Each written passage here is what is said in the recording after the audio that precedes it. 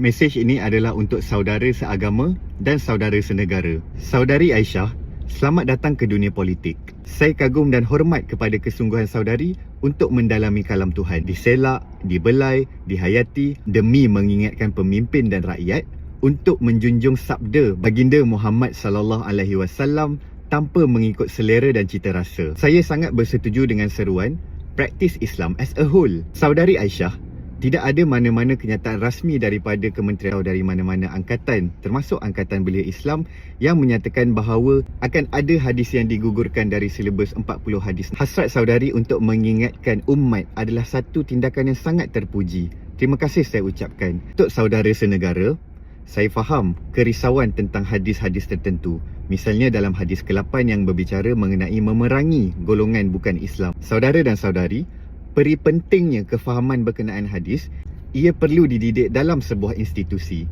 Bayangkan saudara dan saudari, kalau ada anak-anak kita yang terjumpa hadis ini di kaki lima, terjumpa hadis-hadis ini di hujung jari dan di alam maya, tidak berguru tanpa panduan, maka hukuman ringkasnya, semua orang kafir perlu untuk diperangi. Sebelum kemunculan hadis 40 ini pun, anak-anak Muslim sudah terdidik dengan pembezaan golongan-golongan bukan Muslim.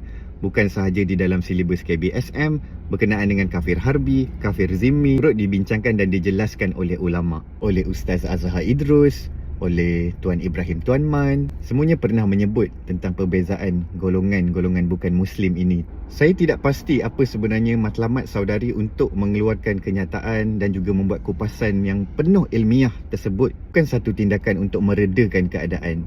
Pengikut saudari ramai juga yang komen, ramai yang tonton video saudari. Saudari juga saya yakin sebagai seorang muslimah yang pintar, sangat menyedari dengan hakikat bagaimana sebuah kabar angin boleh menyebabkan kenyataan-kenyataan di penghujung akar umbi rakyat. Saya baca dan saya nilai komen daripada video saudari. Komen-komen ini amat menggusarkan. Tindakan merujuk kepada portal yang bukan rasmi, yang bukan mewakili institusi, apatah lagi bukan mewakili kementerian, adalah satu tindakan yang sangat berbahaya. Apatah lagi, tindakan saudari merujuk kepada NGO yang bukan Muslim, Arun Dorai Sami. Siapakah Arun Dorai Sami yang diselangi dengan rujukan-rujukan hadis dan juga rujukan kalam Tuhan saudari ini? Saya ingin mengingatkan saudari tentang satu lagu, lagu Nirmala. Lagu Nirmala ini dinyanyikan oleh Datuk Siti Nurhaliza. Tatap tidak ditatap, kotakan di dada, yang terdetik temukan sang cinta. Angin pun mula bercerita, semesta mekar terpedaya. Kekasih tak berbahasa, getir fikir derita mengharap suara. Apakah yang kita boleh belajar daripada lirik ini? Ia mengingatkan kita tentang kisah fitnah yang diterima oleh Sayyidatina Aisyah. Sesuai namanya dengan nama saudari, Aisyah hidup. Apakah hidup ini penuh dengan ranjau cerita dan juga duka lara ujian Tuhan? Ya. Saya bacakan keutamaan dalam Sunan Sittah, iaitu riwayat Al-Bukhari yang matanya berbunyi, Innal abda la yatakallamu bil kalimati ma yatabayyanu fiha yazillu biha finnari ab'ada mimma bainal musyrik. Maksudnya, seseorang hamba apabila dia bercakap tentang satu perkataan yang dia tidak selidiki kebenarannya, maka dia akan tergelincir ke dalam neraka yang jauhnya adalah sejauh arah timur. Niat saudari untuk mengingatkan pemimpin dan rakyat ini adalah sangat baik. Tetapi, bukan saudari tidak tahu betapa bahayanya implikasi kabar angin. Setakat jam 10 pagi, dah lebih 6,000 perkongsian yang dilakukan ke atas video saudari. Lebih 500,000 tontonan. Lebih 50,000 sukaan. Adakah kesemua ini akan cuba untuk mencari kebenaran? Saya fikir tidak saudari. Ia bahaya. Saya menuntut saudari untuk berikan penjelasan. Kabarkan kebenaran. Tunjukkan kepada mereka persoalan ini adalah tentang dakwah, bukannya persoalan tentang saudari untuk memburuk-burukkan kerajaan. Saudari, kurniaan Tuhan berkenaan dengan pengaruh, kecantikan, tutur kata dan indahnya bahasa saudari ini perlu digunakan sebaiknya. Janganlah ia menjadi benang-benang yang membentuk lembaran fitnah sehingga ia menimbulkan kebencian antara umat Islam dengan kerajaan kita yang dipimpin oleh seorang Perdana Menteri Islam. Saudari, cukup sebenarnya daripada sekutu-sekutu di seberang sana yang cuba untuk menimbulkan kebencian antara umat Islam dan bukan golongan Muslim. Cukup perkara itu meresahkan.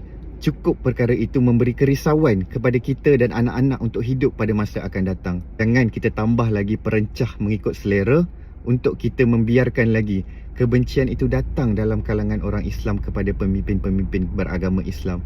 Apatah lagi, ini adalah usaha untuk kita memperbaiki sistem pendidikan, untuk kita memperbaiki imej Islam, untuk kita tunjukkan bahawa pendalaman kepada ilmu Islam ini adalah satu proses yang berpanjangan. Kata Abu Hamid Al-Ghazali, menuntut ilmu adalah takwa, menyampaikan ilmu adalah ibadah, mengulang-ulang ilmu adalah zikir, mencari ilmu adalah jihad. Kata Buya Hamka, iman tanpa ilmu bagaikan lentera di tangan bayi. Ilmu tanpa iman bagaikan lentera di tangan pencuri. Untuk para penonton, untuk para pendengar, untuk para hadirin kepada komen-komen video saudari, ini pesanan Ali bin Abi Talib. Dua jenis manusia yang tak akan kenyang selama-lamanya adalah pencari ilmu dan pencari harta. Seandainya video saudari ini mungkin tersebar di laman sesawang muka buku, saya ada satu pesanan daripada Mark Zuckerberg. People influence people. Nothing influence people more than a recommendation from a trusted friend. A trusted referral influences people more than the best broadcast message. A trusted referral is a holy grail of advertising. Memikirkan kita mempunyai kapasiti dan kuasa pengaruh yang dikurniakan Tuhan ini, kita perlu untuk berhati-hati. Dan kala niat kita adalah untuk dakwah dan peringatan, tetapi akhirnya ia ditunggang menjadi fitnah. Saudari, saya seru, saudari keluarkanlah penjelasan. Saya merayu kepada saudari agar perjelaskan kepada penonton. Ingatkan mereka, beritahu kepada mereka bahawa rujukan saudari itu tidak melambangkan pendirian daripada KPM ataupun ABIM. ABIM juga telah mengeluarkan kenyataan bahawa jangan mempolemikkan keadaan ini dan dipolitikkan hingga ia memberikan kerisauan dan pertelingkahan dalam kalangan masyarakat. Tidak ada mana-mana hadis 40 yang akan dikecualikan.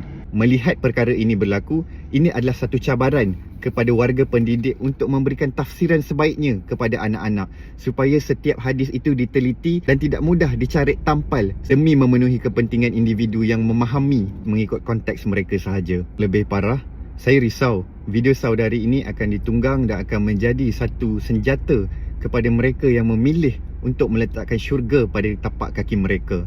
Tuan-tuan dan puan-puan, kita sepatutnya berjuang pada waktu ini, tunjukkan kepada Tuhan, Malaysia ini adalah negara yang paling ramai menghantar rakyatnya ke syurga. Lim Guan Eng, Anwar Ibrahim, Sanusi Makno, Tuan Ibrahim Tuan Man, sesiapa pun kita ini, termasuklah Karpal Singh dan juga anak-anaknya, biarlah kita ini dikurniakan syurga. Tunjukkan kepada Tuhan bahawa kita ini menyeru kepada keamanan, bukannya saling membenci antara golongan Muslim dan bukan Muslim, dan menyebarkan kebencian dan meletakkan ukuran-ukuran ilmu ini sebagai batu tanda kebencian di antara golongan Muslim dengan Muslim yang lainnya. Syurga itu milik Tuhan dan kurniaan Tuhan itu berhak untuk diberikan kepada sesiapa sahaja yang dikehendakinya, tanpa sewenang-wenangnya menilai dan memberi hukuman yang telah diletakkan antara hukum hakam manusia.